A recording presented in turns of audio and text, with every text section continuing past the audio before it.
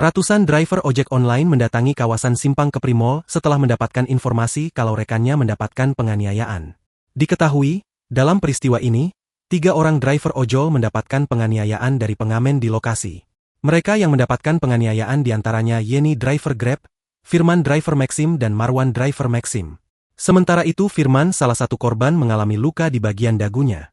Luka tersebut diduga karena lemparan batu yang dilakukan oleh pelaku di kawasan tersebut. Diketahui, wilayah Simpang Kepri Mall Kota Batam memang menjadi lokasi nongkrong anak-anak pengamen. Mereka terkadang mengamen ketika lampu merah. Selain itu mereka sering nongkrong di samping pos polisi Simpang Kepri Mall. Diketahui kejadian ini bermula ketika seorang pengamen diduga memaksa meminta uang namun dengan ancaman kepada Firman, sekira pukul 22 waktu Indonesia Barat.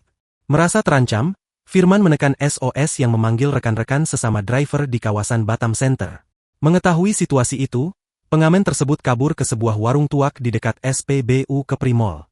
Di sana, ia bergabung dengan sejumlah orang yang diduga merupakan rekannya. Tak lama kemudian, Firman bersama puluhan driver lainnya tiba di lokasi dan meminta agar pengamen itu meminta maaf. Namun, situasi justru makin panas.